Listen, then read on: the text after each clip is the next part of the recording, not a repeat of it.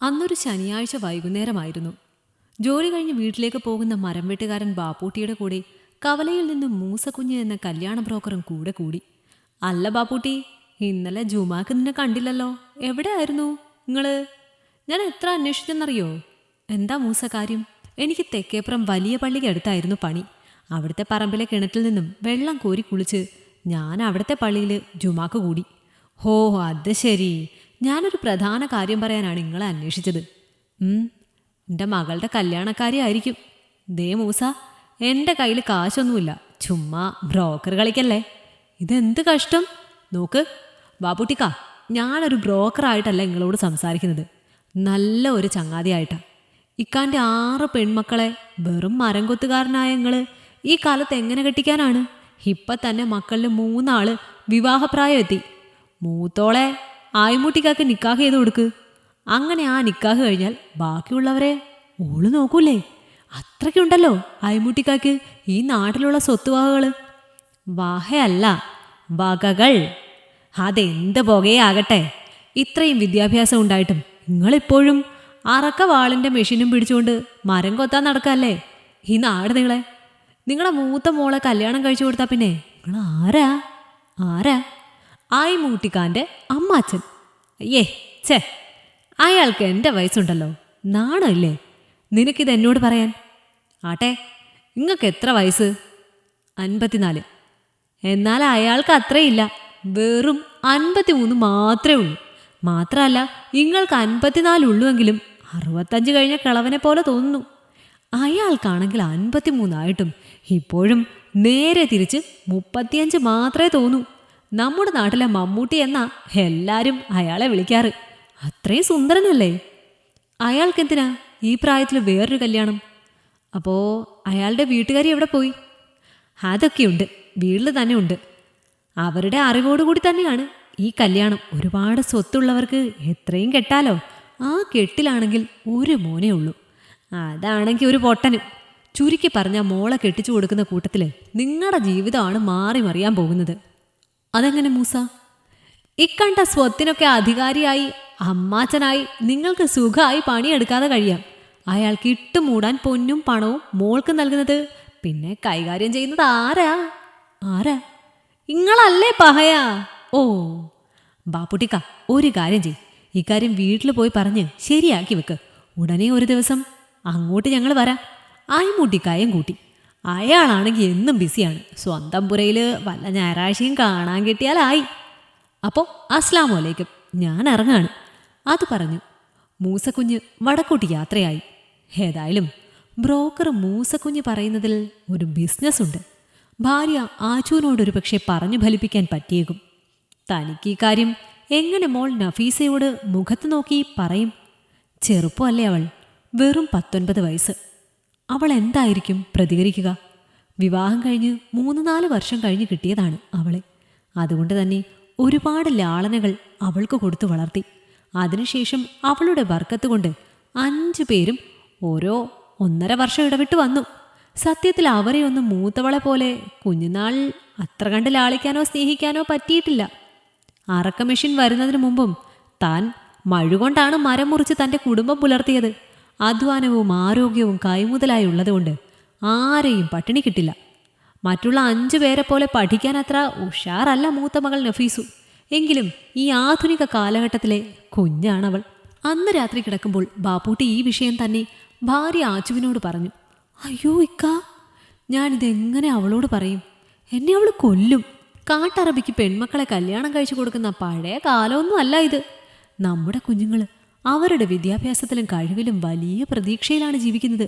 പണ്ട് ആമ്പിള്ളാരൊക്കെ visiting visa എടുത്ത് ഗൾഫിൽ പോയി ജോലി ചെയ്യുന്നത് പോലെ ഇപ്പോൾ പെൺകുട്ടികളാണ് നന്നായി പഠിച്ച ശേഷം വിസിറ്റിംഗ് വിസ എടുത്ത് ഗൾഫിൽ പോയി ജോലി അന്വേഷിക്കുന്നത്. ആ വഴിക്ക് ശ്രമിക്കാനാണ് എല്ലാവരുടെയും പ്ലാൻ.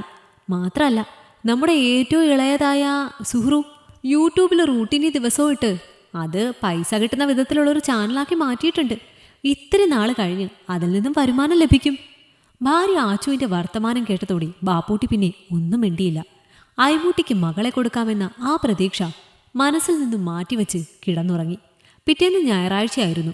പ്രാതൽ കഴിഞ്ഞ് കുട്ടികളൊക്കെ വർത്തമാനം പറഞ്ഞിരിക്കുകയായിരുന്നു. അപ്പോൾ പുറത്ത് കാറ് വന്ന് നിൽക്കുന്ന ശബ്ദം. ബാപ്പൂട്ടിയുടെ വീടിന്റെ കോമ്പൗണ്ടിന്റെ ചെറിയ ഗേറ്റ് തുറന്ന് അതാ വരുന്നു മൂസക്കുഞ്ഞിനൊപ്പം അയ്മൂട്ടിക്ക നേരിട്ട്. കയ്യിലൊരു പൊതിക്കെട്ടുമുണ്ട്. അല്ലോ, ഇയാളിത് എന്ത് ഭാവിച്ചാ? താൻ മോളോടൊന്നും പറഞ്ഞിട്ട് പോലുമില്ല. അതിന് നേരം കിട്ടിയിട്ടുമില്ല. അവർ ഇരുവരും പൂമുഖത്ത് വന്നപ്പോൾ അകത്ത് ക്ഷണിച്ചിരുത്തി. ഉള്ളിലേക്ക് വരി. ഹാ. അയ്മൂട്ടിക്കായും ബ്രോക്കർ മൂസക്കുഞ്ഞിയും വീടിനുള്ളിൽ വന്നു. ബാപ്പൂട്ടി ഇട്ടുകൊടുത്ത കസേരയിലിരുന്നു. കല്യാണത്തിനായി ഞാനൊരു പെണ്ണിനെ അന്വേഷിച്ച് ഇങ്ങോട്ട് വന്നതാണ്. ആ പിന്നെ ബാപ്പൂട്ടിക്ക് അറിയാലോ, മൂസക്കുഞ്ഞ് എല്ലാം പറഞ്ഞിട്ടുണ്ടാവും അല്ലേ, പറഞ്ഞു അയ്മൂട്ടിക്ക. എന്ന് പറയാനേ ആ സമയത്ത് ബാപ്പൂട്ടിക്കായുള്ളൂ. കുട്ടികളെല്ലാം അത്ഭുതത്തോടെ കൂടി അയ്മൂട്ടിയെയും ബ്രോക്കർ മൂസാനെയും നോക്കുന്നു. ആർക്കാ പെണ്ണ്? അയ്മൂട്ടിക്കാൻ്റെ മോൻ ഭിന്നശേഷിക്കാരനാണ്. അവന് വേണ്ടിയാണോ പെണ്ണ്? കുട്ടികൾ പരസ്പരം സംശയത്തോടെ നോക്കി. എന്തോ ആവശ്യത്തിന് വന്ന വെറും അതിഥികൾ മാത്രമാണ് അവരെന്ന് വീട്ടിൽ കയറി വന്ന അവരെ കണ്ടപ്പോൾ അവർ ധരിച്ചത്.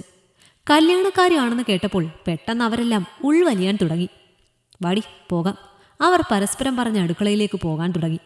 നിക്ക്, ഇതിലാരെയാ എനിക്ക് കെട്ടിച്ചേരുന്നത്? അയാൾ കുട്ടികളെ തടഞ്ഞുകൊണ്ട് കൊതിയോടെ അവരെ നോക്കി ചോദിച്ചു.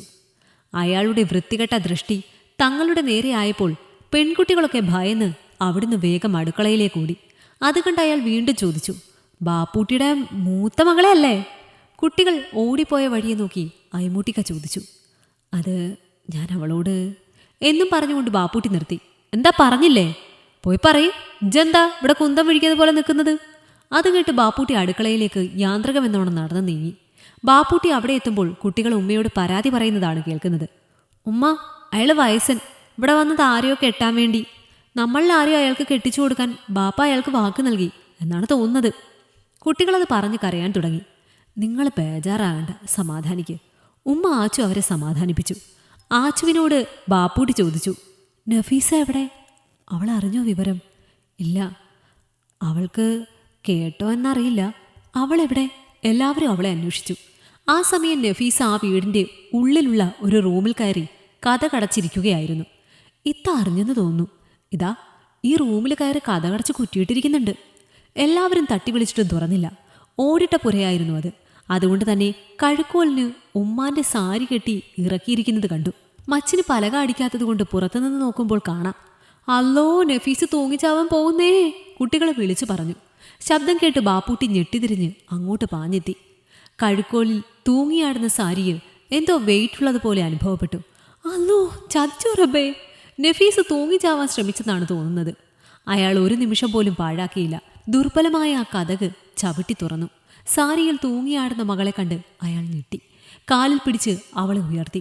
അവളെ താങ്ങി നിർത്തി. ആ സമയം ആച്ചുമ്മ സാരി അരിഞ്ഞെടുത്തു. അവൾ സാരി കഴുത്തിലിട്ട് തൂങ്ങിയിട്ട് 1 സെക്കൻഡ് ആയിട്ടുള്ളായിരുന്നു. അതുകൊണ്ട് ചത്തില്ല. കഴുത്തിൽ നിന്നും കുരുക്കൊക്കെ എടുത്തിട്ട് അയാൾ കരഞ്ഞുകൊണ്ട് പറഞ്ഞു, മോളെ, ഞാൻ ഒരിക്കലും മോളെ അയാൾക്ക് കൊടുക്കില്ല. മോള് പേടിക്കണ്ട. അതെ അതെ, എൻ്റെ മോളെ ഒരിക്കലും അയാളുടെ കൂടെ പോവണ്ട, ആച്ചുമ്മയും ഉറപ്പ് പറഞ്ഞു. അനിയത്തിമാരും പറഞ്ഞു, ഇത്താത്ത അയാളുടെ കൂടെ പോവണ്ട, ഇവിടെ ആരും അയക്കത്തില്ല ഇത്താത്താനെ. രണ്ടാമത്തെ പെൺകുട്ടി ഫാത്തിമയ്ക്ക് ഒരു സംശയം. ഇത്താത്ത, അവർ രണ്ടുപേരും ഇവിടെ വന്ന് കണ്ടായിരുന്നോ? ഞങ്ങളുടെ കൂട്ടത്തിൽ ഇല്ലായിരുന്നല്ലോ ഇത്താത്ത. പിന്നെ എപ്പോഴാ അയാളെ കണ്ടത്? ഇതിനിടയിൽ എപ്പോഴാണ് ഇത്താത്ത റൂമിൽ കയറി തൂങ്ങാൻ പോയത്? ടൈമിംഗ് ഒന്നും ശരിയാകുന്നില്ലല്ലോ. പക്ഷെ അവളൊന്നും മിണ്ടിയില്ല. ആ സംശയം മനസ്സിൽ കൊണ്ടു പുകഞ്ഞു. ഒരു പക്ഷേ അയ്മൂട്ടിക്കായും ബ്രോക്കർ മൂസക്കുഞ്ഞും വരുന്നത് ദൂരെ നിന്ന് നമ്മളെക്കാൾ മുന്നേ കണ്ടിട്ടുണ്ടാകും. അല്ലെങ്കിൽ ഈ കല്യാണാലോചന ഒരു പക്ഷേ ഇത്ത നേരത്തെ അറിഞ്ഞു കാണുമോ? അതിനെക്കുറിച്ചൊന്നും ഫാത്തിമ ചോദിച്ചില്ല. പാവം, വയസ്സനായ ഒരാളെ കൊണ്ട് കെട്ടിക്കുമ്പോഴും ഏത് പെണ്ണിനും ഉണ്ടാകുന്ന ദുഃഖമായിരിക്കും ഈ കടുങ്കൈക്ക് പ്രേരിപ്പിച്ചത്. നഫീസ പൊട്ടിക്കരഞ്ഞുകൊണ്ട് മാപ്പ് ചോദിച്ചു. മോള് കരയണ്ടാട്ടോ, ഉപ്പയും ഉമ്മയും അവളെ സമാധാനിപ്പിച്ചു. ഇതിനിടയിൽ രണ്ടാമത്തെ അനിയത്തി ഫാത്തിമ നബീസ തൂങ്ങിയ റൂമിൽ ചെന്ന് പരിശോധിച്ചു. അവൾക്ക് അവിടെ നിന്നും ഒരു കടലാസ് 4 മടക്കി വെച്ചിരിക്കുന്നത് കിട്ടി. അവളത് വായിച്ചു. ആരും കാണാതെ അവളത് വേറെ ഒരിടത്ത് ഒളിപ്പിച്ചു വെച്ചു. നഫീസു സങ്കടം അടക്കാനാവാതെ കരച്ചിൽ തുടർന്നു. അത് കണ്ടപ്പോൾ ആ ഉപ്പയും ഉമ്മയും മകളെ തരില്ലെന്ന് പറയാൻ ഇതൊന്നും അറിയാതെ ഹാളിലിരിക്കുന്ന അയ്മൂട്ടിക്കാൻ്റെയും മൂസക്കുഞ്ഞിൻ്റെയും അടുത്തേക്ക് പോയി. എന്താ ബാപ്പൂട്ടി അവിടെ ഒരു ബഹളം? അതൊന്നും നിങ്ങൾ അറിയേണ്ട അയ്മൂട്ടിക്ക, ഇത് നടക്കില്ല. നിങ്ങളുമായുള്ള നിക്കാഹിന് മകൾ ഒരുക്കമല്ല. നിങ്ങൾ വേറെ നോക്കിക്കോ. അവളെ ഞങ്ങൾ വേറെ ഏതെങ്കിലും ആളുകൾക്ക് ഇഷ്ടപ്പെടുന്ന ആളെ കൊണ്ട് കെട്ടിച്ചോളാം. പാവപ്പെട്ടവനാണെങ്കിലും സാരമില്ല. അവൾക്ക് ഇഷ്ടമുള്ള ആൾക്കല്ലേ നമുക്ക് കെട്ടിച്ചു കൊടുക്കാൻ പറ്റത്തുള്ളൂ. ബാപ്പുട്ടി വളരെ ധൈര്യത്തോടെ പറഞ്ഞു. അപ്പോൾ ശരി, ആയിക്കോട്ടെ എന്ന് പറഞ്ഞ് ഒരു നിമിഷം എണീറ്റു. കൂടെ മൂസക്കുഞ്ഞി നിരാശയോടെ എണീറ്റു. അയാൾ എഴുന്നേറ്റ് പോകാനായി തുടങ്ങവേ അതുവരെ കരഞ്ഞുകൊണ്ടിരുന്ന നഫീസു അങ്ങോട്ട് വന്നു. നിൽക്കൂ. അത് കേട്ട് എല്ലാവരും ഞെട്ടിത്തിരിഞ്ഞ് അവളെ നോക്കി. അപ്പോഴേക്കും അനിയത്തിമാരും ഉമ്മയും എത്തി. അവൾ അയ്മൂട്ടിക്കാൻ്റെ അടുത്ത് ചെന്നിട്ട് അയാളെ ആകമാനം ഒന്ന് നോക്കി. പ്രായമുണ്ടെങ്കിലും സുന്ദരനും ചെറുപ്പക്കാരനെ പോലെയും തോന്നുന്നു. എനിക്ക് ഈ വിവാഹത്തിന് സമ്മതമാണ്. ഇതെന്ത് കഥ? എല്ലാവരും ഞെട്ടിപ്പോയി. അനിയത്തിമാരും വിസ്മയം പൂണ്ടുപോയി. അല്പം മുമ്പാണ് ഇഷ്ടമല്ല എന്ന് പറഞ്ഞവൾ തൂങ്ങിച്ചാവാൻ പോയത്. അതിൽ നിന്നും ബാപ്പയാണ് തക്ക സമയത്ത് കുട്ടികൾ കണ്ടതുകൊണ്ട് രക്ഷിച്ചത്. എന്നിട്ടിപ്പോൾ വീണ്ടും പറയുന്നു കല്യാണത്തിന് ഇഷ്ടമാണെന്ന്. ഇതെന്തു മറിവായം? എല്ലാവരും അതിശയിച്ചു. അതിലേറെ അത്ഭുതപ്പെട്ടു. അവളുടെ വാക്ക് കേട്ട അയ്മൂട്ടിക്കായ്ക്ക് സന്തോഷമായി. ഇതാ പറയുന്നത്, ഈ അയ്മൂട്ടി ഭാഗ്യവാനാണെന്ന്. ഞാൻ എവിടെ പോയാലും പരാജയപ്പെടാറില്ല. പൊതുവെ എൻ്റെ കച്ചവടം ഇങ്ങനത്തതാണ്. അയാൾ കയ്യിലുള്ള പൊതി തുറന്ന് മാലയും വളയും പുറത്തെടുത്ത് നഫീസുവിൻ്റെ അടുത്ത് ചെന്ന് അത് കഴുത്തിലും കയ്യിലും അണിയിച്ചു കൊടുത്തു.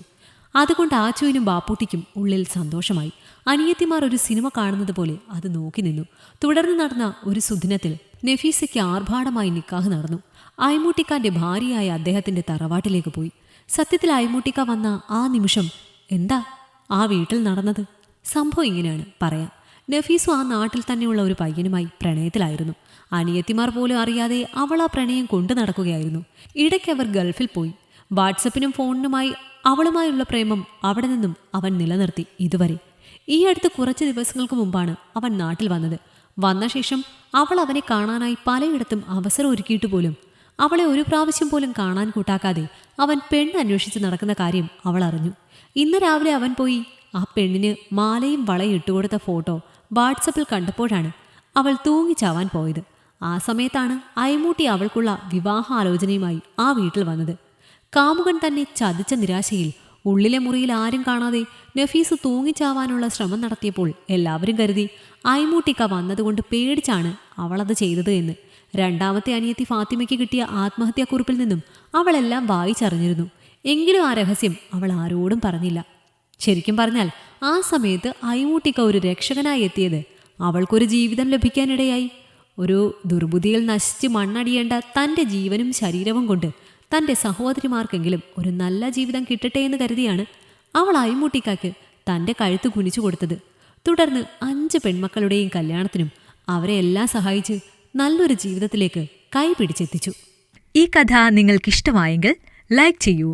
നിങ്ങളുടെ അഭിപ്രായങ്ങൾ കമന്റായി രേഖപ്പെടുത്തൂ. കൂടുതൽ കഥകൾ കേൾക്കാൻ ഈ ചാനൽ സബ്സ്ക്രൈബ് ചെയ്യൂ.